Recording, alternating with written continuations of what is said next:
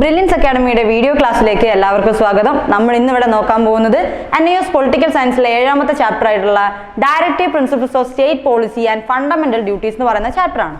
ഈ ഒരു ചാപ്റ്ററിൽ പ്രധാനമായിട്ടും നമുക്ക് നോക്കാനുള്ളത് എന്താണ് നിർദ്ദേശക തത്വങ്ങൾ, അതുപോലെ തന്നെ എന്താണ് മൗലിക കടമകൾ എന്നുള്ള കാര്യമാണ്. അപ്പോൾ ആദ്യം തന്നെ നോക്കാം. നിർദ്ദേശക തത്വങ്ങൾ, അതായത് directive principles of state policy എന്ന് പറഞ്ഞിട്ടുണ്ടെങ്കിൽ ഇത് കുറേ നിർദ്ദേശങ്ങളുടെ ഒരു ലിസ്റ്റാണ്. അതായത് നമുക്ക് നോക്കുകയാണെങ്കിൽ നമ്മുടെ ഇന്ത്യൻ ഭരണഘടനയിൽ ഓരോ ഗവൺമെൻറ്റും എന്തൊക്കെ ജനങ്ങൾക്ക് വേണ്ടി ചെയ്തു കൊടുക്കണം എന്നുള്ള കാര്യങ്ങളെക്കുറിച്ചുള്ള നിർദ്ദേശങ്ങൾ നൽകിയിട്ടുണ്ട്. ആ നിർദ്ദേശങ്ങളെയാണ് എന്ത് പറയുന്നത്, നിർദ്ദേശക തത്വങ്ങൾ എന്ന് പറയുന്നത്. ഇന്ത്യൻ ഭരണഘടനയുടെ 4ാമത്തെ ഭാഗത്തിൽ, അതായത് നമ്മുടെ ഇന്ത്യൻ ഭരണഘടനയ്ക്ക് ഒരുപാട് ഭാഗങ്ങളുണ്ട്, അതിൽ 4ാമത്തെ ഭാഗത്തിൽ 36 മുതൽ 51 വരെയുള്ള വകുപ്പുകളിലായിട്ടാണ് ഈ നിർദ്ദേശക തത്വങ്ങൾ നൽകിയിട്ടുള്ളത്. ഓക്കെ, ഇത് നമ്മൾ ഐറിഷ് ഭരണഘടനയിൽ നിന്നും കടമെടുത്തിട്ടുള്ള ഒരു ആശയമാണ് എന്ത്, നിർദ്ദേശക തത്വങ്ങൾ എന്ന് പറയുന്നത്. എവിടെ നിന്നാണ്? ഐറിഷ് ഭരണഘടനയിൽ നിന്നുമാണ് നമ്മൾ ഈ ഒരു ആശയം എന്ത് ചെയ്തിട്ടുള്ളത്, കടമെടുത്തിട്ടുള്ളത്. ഇനി നിർദ്ദേശക തത്വങ്ങളിൽ തന്നെ പ്രധാനമായിട്ടും അതിനെ 4ആയിട്ടാണ് ക്ലാസിഫൈ ചെയ്തിട്ടുള്ളത്. നിർദ്ദേശക തത്വങ്ങളെ പ്രധാനമായിട്ടും എന്ത് ചെയ്തിട്ടുണ്ട്, 4ആയിട്ട് ക്ലാസിഫൈ ചെയ്തിട്ടുണ്ട്. അതിൽ തന്നെ മെയിനായിട്ട് വരുന്ന 3എണ്ണമാണ് എക്കണോമിക് ആൻഡ് സോഷ്യൽ, അതായത് സാമൂഹികവും സാമ്പത്തികവുമായിട്ടുള്ള തത്വങ്ങൾ. രണ്ടാമത്തത് ഗാന്ധിയൻ പ്രിൻസിപ്പിൾസ് അഥവാ നമ്മുടെ ഗാന്ധിയൻ തത്വങ്ങൾ എന്ന് പറയും. മൂന്നാമത്തത് ഇന്റർനാഷണൽ പ്രിൻസിപ്പിൾസ്, അതായത് അന്താരാഷ്ട്ര സമാധാനവും അതുപോലെ തന്നെ സുരക്ഷിതത്വവുമായി ബന്ധപ്പെട്ട തത്വങ്ങളുണ്ട്. ഇനി ഇതിലൊന്നും ഉൾപ്പെടാത്ത മിസ്സലേനിയസ് പ്രിൻസിപ്പിൾസ് എന്ന് പറയുന്ന 4ാമത്തെ ഒരു കാറ്റഗറി കൂടി ഉണ്ട്. അപ്പോൾ ഓർക്കുക, ഈ ഒരു ഡയറക്റ്റീവ് പ്രിൻസിപ്പിൾസ് ഓഫ് സ്റ്റേറ്റ് പോളിസിനെ തന്നെ എന്ത് ചെയ്തിട്ടുണ്ട്, മെയിനായിട്ട് 4ആയിട്ടാണ് തരംതിരിച്ചിട്ടുള്ളത്. അപ്പം മെയിനായിട്ട് നമ്മൾ ഓർക്കുക, അതായത് നമ്മളെ ഗവൺമെൻറ് നയങ്ങൾ രൂപീകരിക്കുമ്പോഴും അതുപോലെ തന്നെ നിയമങ്ങൾ ആവിഷ്കരിക്കുമ്പോഴൊക്കെ സംസ്ഥാനം മനസ്സിൽ സൂക്ഷിക്കേണ്ട കുറച്ച് ആദർശങ്ങളുണ്ട്. അതിൻ്റെ ഒരു ലിസ്റ്റിനെയാണ് നമ്മൾ എന്ത് പറയുന്നത്, നിർദ്ദേശക തത്വങ്ങൾ എന്ന് പറയുന്നത്. അപ്പോൾ ആദ്യം തന്നെ നമുക്ക് നോക്കാം എക്കണോമിക് ആൻഡ് സോഷ്യൽ ആയിട്ട് വരുന്ന പ്രിൻസിപ്പിൾസ് ഏതൊക്കെയാണ്. അതായത് സാമൂഹ്യവും സാമ്പത്തികവുമായി ജനങ്ങൾക്ക് എന്തൊക്കെ ചെയ്തു കൊടുക്കണം എന്നുള്ള നിർദ്ദേശങ്ങളാണ് ഉള്ളതെന്നുള്ളത്. അപ്പോൾ അതിൽ നോക്കുക, അതിൽ പറയുന്ന കാര്യം എന്താണ്, livelihood four men and woman, അതായത് എല്ലാവർക്കും, അതായിക്കോട്ടെ ആണായിക്കോട്ടെ പെണ്ണായിക്കോട്ടെ, നമ്മളെ ഇന്ത്യയിൽ ആരൊക്കെ ഉണ്ടോ അവർക്കൊക്കെ ജീവിക്കാൻ ആവശ്യമായ അടിസ്ഥാനമായിട്ട് വേണ്ട ഘടകങ്ങളൊക്കെ തന്നെ എന്ത് ചെയ്തോളണം, ഗവൺമെൻറ് നൽകിക്കൊള്ളണം എന്ന് പറയുന്നതാണ് 1ാമത്തെ നിർദ്ദേശക തത്വം എന്ന് പറയുന്നത്. ഏതാണ്? സാമൂഹ്യവും സാമ്പത്തികവുമായി വരുന്ന തത്വങ്ങൾ. 1ാമത്തെ തത്വം എന്താണ്, എല്ലാവർക്കും ജീവിക്കാൻ ആവശ്യമായിട്ടുള്ള സാഹചര്യം ഒരുക്കി കൊടുക്കുക. ഓക്കെ, ക്ലിയർ ആയെന്ന് വിചാരിക്കുന്നു. ഇനി 2ാമത്തെ പ്രിൻസിപ്പിൾ പറയുന്നത് എന്താണ്, manage the economic system to avoid concentration of wealth in few hands എന്ന് പറഞ്ഞാൽ നമ്മുടെ ഇന്ത്യയിൽ കുറച്ച് വ്യക്തികളിൽ മാത്രം സമ്പത്ത് കുന്നുകൂടുന്നുണ്ട്. അതായത് ഒരു 5% മാത്രമാണ് നമ്മുടെ ഇന്ത്യയിലെ സമ്പന്നർ എന്ന് പറയുന്നത്. ഇങ്ങനെ ഈ 5% മാത്രം സമ്പത്ത് കുന്നുകൂടാതെ എല്ലാവരിലേക്ക് എത്തിക്കാൻ വേണ്ടിയിട്ടുള്ള കാര്യങ്ങൾ എന്ത് ചെയ്യുക, ഗവൺമെൻറ് ചെയ്യുക. അതിനാണ് avoid concentration of wealth in few hands എന്ന് പറയുന്നത്. കുറച്ച് വ്യക്തികളിൽ മാത്രം സമ്പത്ത് കുന്നുകൂടുന്നത് തടയുക. ഇതാണ് 2ാമത്തെ സാമൂഹ്യ സാമ്പത്തികമായിട്ടുള്ള നിർദ്ദേശം എന്ന് പറയുന്നത്. ഇനി 3ാമത്തത് equal pay for equal work for men and women, ആണായിക്കോട്ടെ പെണ്ണായിക്കോട്ടെ തുല്യമായ ജോലിയാണെങ്കിൽ തുല്യമായ വേതനം ഉറപ്പാക്കണം എന്ന് പറയുന്നതാണ് 3ാമത്തെ സാമൂഹ്യ സാമ്പത്തികമായിട്ടുള്ള തത്വങ്ങൾ എന്ന് പറയുന്നത്.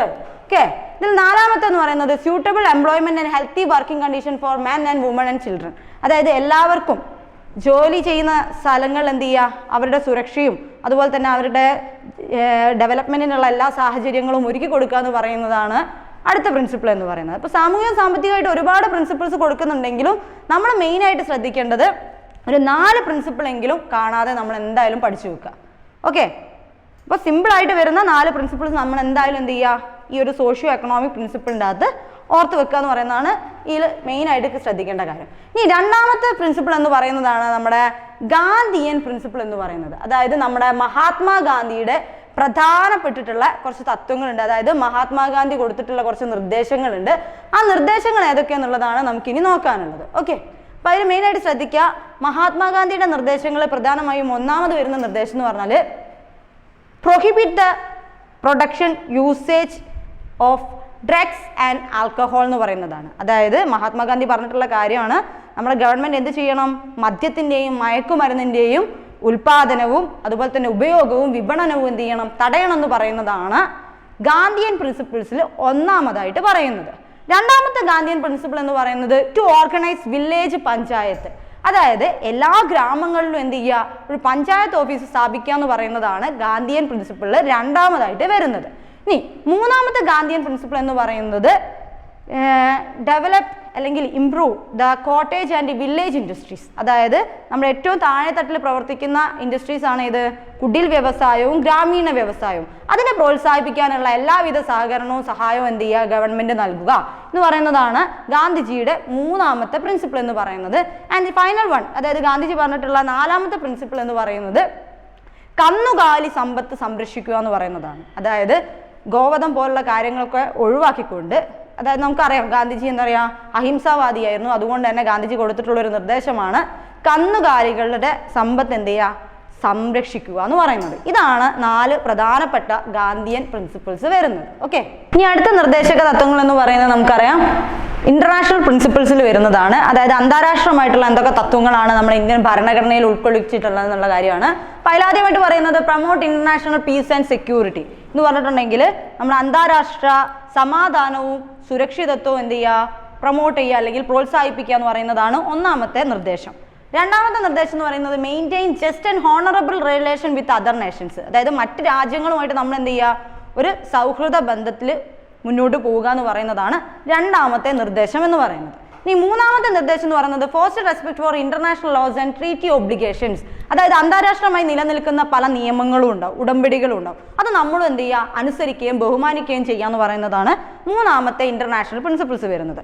നാലാമത്തെ നിർദ്ദേശം എന്ന് പറയുന്നത് encourage settlement of international dispute by mutual agreement.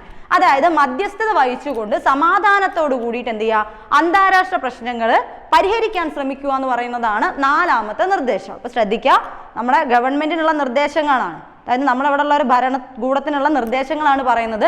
അതിലെ അന്താരാഷ്ട്രമായിട്ട് നമ്മൾ ഇടപഴകുന്ന സമയത്ത് നമ്മൾ എന്തൊക്കെ കാര്യങ്ങളാണ് ശ്രദ്ധിക്കേണ്ടത്, അങ്ങനെയുള്ള നിർദ്ദേശങ്ങളാണ് എന്ത് ഇന്റർനാഷണൽ പ്രിൻസിപ്പിൾസിൽ വരുന്നത്. അതിൽ പ്രധാനമായിട്ടും 4 വരുന്നത്. കറക്റ്റ് എന്ത് ചെയ്യുക, നോട്ട് ചെയ്ത് വെക്കുക.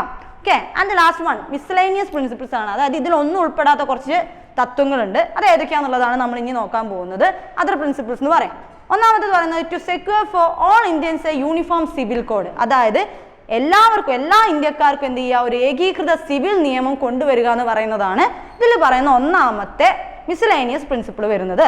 രണ്ടാമത്തെ മിസ്സലേനിയസ് പ്രിൻസിപ്പിൾ എന്ന് പറയുന്നത് ടു പ്രൊട്ടക്ട് ഹിസ്റ്റോറിക്കൽ മോണ്യുമെന്റ്സ്. അതായത് ചരിത്രപരമായിട്ടുള്ള ഒരുപാട് സ്മാരകങ്ങളുണ്ട് ഇന്ത്യയിൽ, അവയൊക്കെ എന്ത് ചെയ്യുക, സംരക്ഷിക്കുക എന്ന് പറയുന്നതാണ് രണ്ടാമത്തെ മിസ്സലേനിയസ് പ്രിൻസിപ്പിൾ വരുന്നത്. മൂന്നാമത്തെ പ്രിൻസിപ്പിൾ എന്ന് പറയുന്നത് to save environment from pollution and protect wild life. അതായത് വനത്തെയും വന്യജീവികളെയും അതുപോലെ തന്നെ പരിസ്ഥിതിയെയും സംരക്ഷിക്കുക എന്ന് പറയുന്നതാണ് മൂന്നാമത്തെ miscellaneous principles.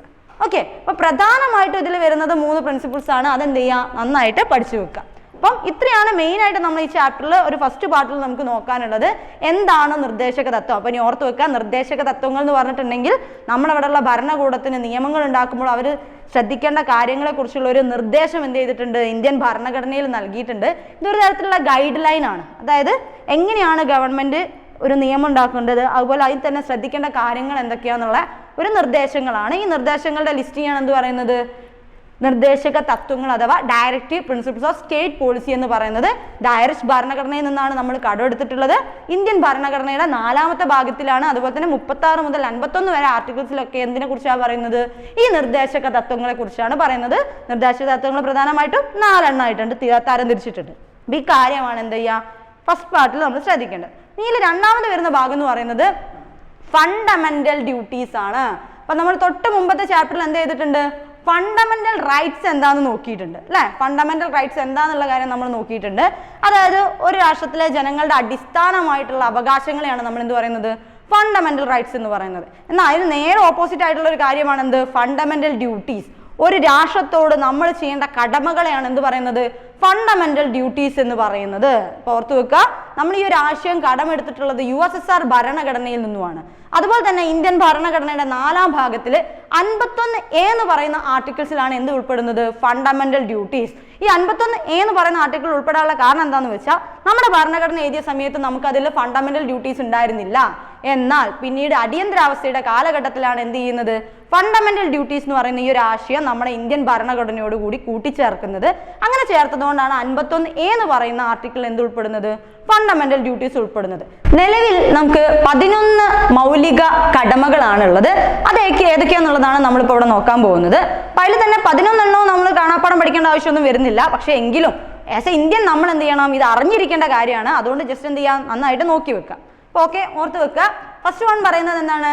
abide by the constitution, respect our national flag and national anthem എന്ന് പറഞ്ഞിട്ടുണ്ടെങ്കിൽ നമ്മൾ നമ്മുടെ ദേശീയ പതാകയെയും ദേശീയ ഗാനത്തെയും എന്ത് ചെയ്യുക? ബഹുമാനിക്കുകയും ആദരിക്കുകയും ചെയ്യാന്ന് പറയുന്നതാണ് നമ്മുടെ ഒന്നാമത്തെ ഫണ്ടമെന്റൽ ഡ്യൂട്ടി എന്ന് പറയുന്നത്. ഓക്കെ, ഇനി രണ്ടാമത്തെ ഡ്യൂട്ടി എന്ന് പറയുന്നതാണ് follow the noble ideas that inspired our national freedom movement. അതായത് നമുക്ക് നമ്മുടെ സ്വാതന്ത്ര്യം നേടിത്തന്ന മഹാന്മാരായ വ്യക്തികളുണ്ട്, അവരുടെ ആദർശങ്ങളെ പിന്തുടരുക എന്ന് പറയുന്നതാണ് നമ്മുടെ രണ്ടാമത്തെ ഫണ്ടമെന്റൽ ഡ്യൂട്ടി എന്ന് പറയുന്നത്. ഓക്കെ, ഇനി മൂന്നാമത്തെ ഡ്യൂട്ടി എന്ന് പറയുന്നത് protect the unity and integrity of India.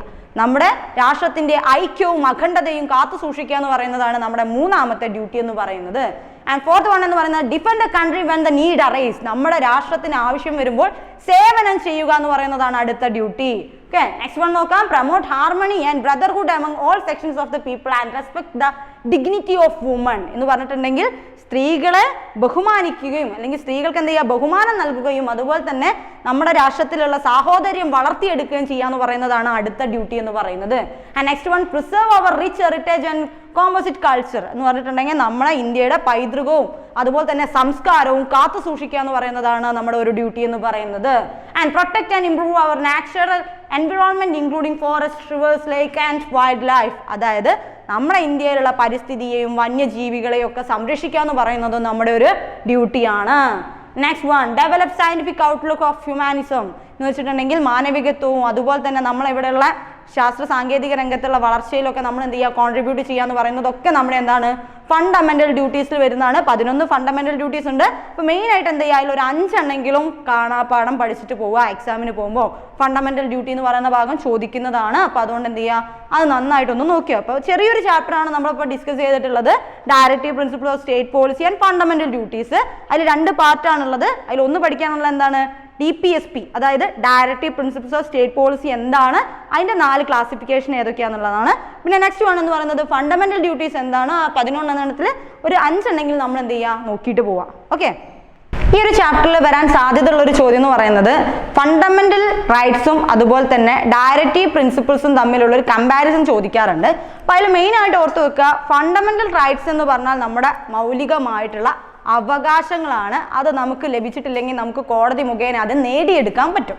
എന്നാൽ directive principles of state policy എന്ന് പറയുന്നത് നിർദ്ദേശക തത്വങ്ങളാണ്, അതായത് നിർദ്ദേശങ്ങളാണ്. ഈ നിർദ്ദേശങ്ങളുടെ അടിസ്ഥാനത്തിൽ നമുക്ക് അത് ലഭിച്ചിട്ടില്ലെങ്കിൽ ഒരിക്കലും നമുക്ക് എന്ത് ചെയ്യാൻ പറ്റില്ല? കോടതി മുഖേന അത് നേടിയെടുക്കാൻ കഴിയില്ല. അപ്പോൾ ഈ ഒരു വ്യത്യാസം കൃത്യമായിട്ട് ഓർത്ത് വെക്കുക. അതായത് ഒന്ന് ജസ്റ്റിസബിൾ ആണ്, ഒന്ന് ജസ്റ്റിസബിൾ അല്ല. ഒന്ന് നമുക്ക് കോടതി വഴി നേടിയെടുക്കാൻ പറ്റും, മറ്റേ നമുക്ക് എന്ത് ചെയ്യാൻ പറ്റില്ല? കോടതി വഴി നേടിയെടുക്കാൻ പറ്റില്ല. അപ്പോൾ ഈ ഒരു കാര്യമാണ് മെയിനായിട്ട് നമ്മൾ ഈ ഒരു ചാപ്റ്ററിൽ ഓർത്ത് വെക്കേണ്ടത്. അപ്പോൾ ഓക്കെ, ഇതിൽ 1 വേർഡ് വരാൻ സാധ്യതയുണ്ട്. അപ്പോൾ അതെന്ത് ചെയ്യുക? നന്നായിട്ട് പഠിച്ചു വെക്കുക.